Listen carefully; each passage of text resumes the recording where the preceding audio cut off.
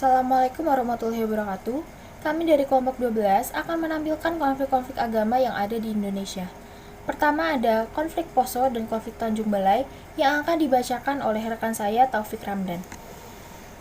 Saya Taufik Ramdan dengan nomor NPM 6221036 akan membacakan tentang terjadinya tragedi Poso. Tragedi Poso, konflik Poso adalah sebutan untuk serangkaian kerusuhan yang terjadi di Kabupaten Poso, Sulawesi Tengah. Konflik ini terjadi sejak 25 Desember 1998 hingga 20 Desember tahun 2001. Peristiwa konflik Poso dimulai dari sebuah bentrokan kecil antara kelompok pemuda, sebelum akhirnya menjalar menjadi kerusuhan dengan bernuansa agama.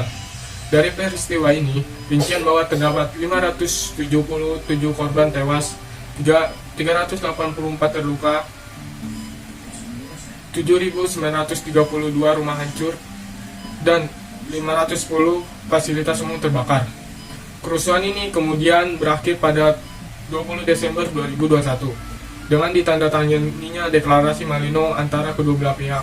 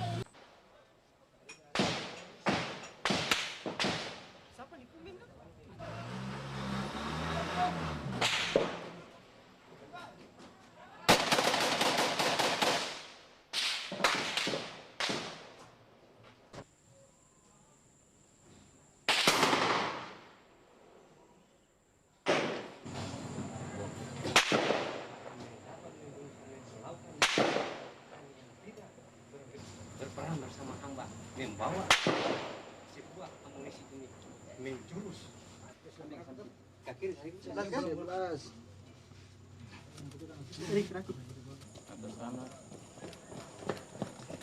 Ya, jangan masih lorong sih.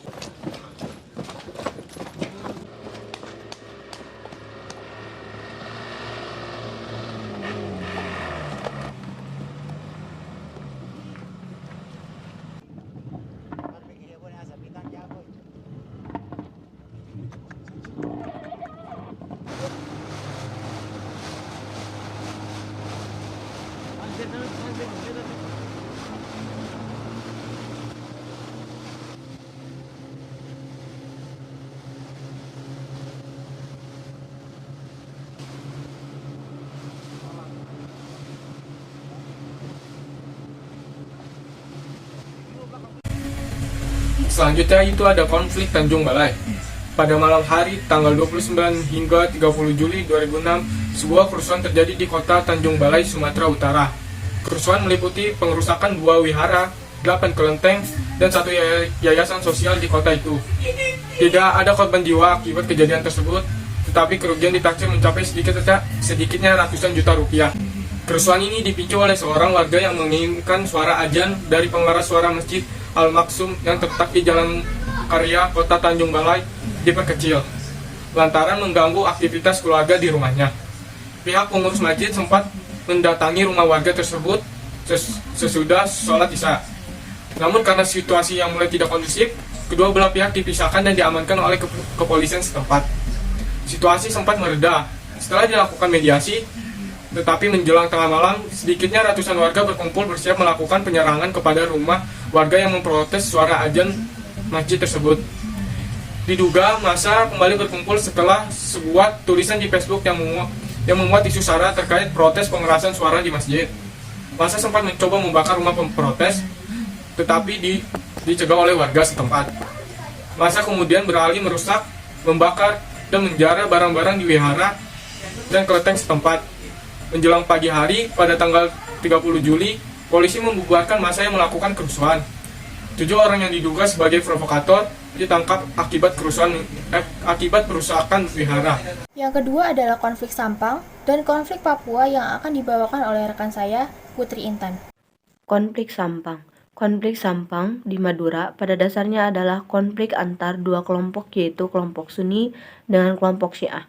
Salah satu faktor utama pencetus terjadinya penyerangan terhadap kelompok Syiah oleh kelompok Sunni adalah karena adanya keyakinan dari kelompok Sunni bahwa kelompok Syiah adalah kelompok sesat. Terjadi konflik di Sampang, Jawa Timur pada tanggal 26 Agustus pada tahun 2012, menimbulkan duka bagi warga Sampan. Masyarakat aliran Sunni menolak Syiah dengan pemberontakan sekitar pukul 08.00 waktu Indonesia Barat. Perkiraan 500 orang membawa senjata tajam berupa celurit, pedang, dan pentungan serta bom molotov. Konflik 26 Agustus 2012 menimbulkan duka bagi warga Sampang. Masyarakat aliran Sunni menolak Syiah dengan pemberontakan. Pengikut Syiah pun diungsikan ke Gor Indoor Tenis di Sampang. Mereka diusir dari kampung halaman.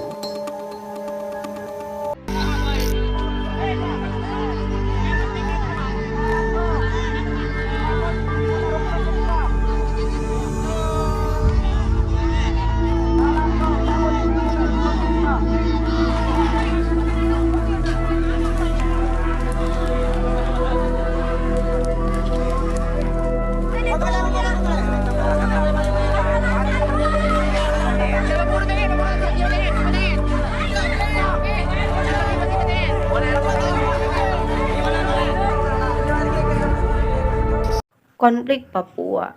Insiden pembakaran masjid di Kabupaten Tolikara, Papua pada tanggal 17 Juli lalu telah menyebabkan konflik agama di Papua memanas. Konflik ini menyebabkan setidaknya seorang tewas dan puluhan terluka. Tragedi Idul Fitri di Papua. Menurut keterangan dari kepolisian setempat, pembakaran Masjid Baitul Mutakin terjadi pada hari Jumat saat umat Islam sedang melakukan sholat Idul Fitri sekitar pukul 7.00 waktu setempat. Pertikaian terjadi saat sekelompok massa berdatangan dan melemparkan batu. Beberapa dari mereka bahkan melakukan aksi pembakaran kios yang akhirnya merambat ke rumah penduduk dan membakar Masjid Baitul Mutakin. Seorang warga tewas dalam kejadian ini adalah Endi Wanimbo, umur 15 tahun, jemaat gereja Sinode, dan 153 lainnya terluka. Farid G mengatakan bahwa pertikaian terjadi ketika umat Islam dan Kristen menggelar dua acara besar pada waktu yang sama dan di tempat yang berdekatan. Sholat Id dilaksanakan pada hari Jumat pagi. Pada waktu yang sama, Sinode Gereja Injili juga mengadakan pertemuan nasional yang menghadirkan sekitar 2.000 orang perwakilan dari daerah. Delik penistaan agama sudah dipakai untuk memenjarakan terdakwa kasus penodaan agama. Tak hanya terkait agama Islam, kasus penghinaan agama juga terjadi pada sejumlah agama lain yang tentu saja diakui di tanah air. Kami sudah merangkumnya untuk Anda soal jejak kasus penghinaan agama yang sempat terjadi di Indonesia saat ini, bahkan dari tahun 1968.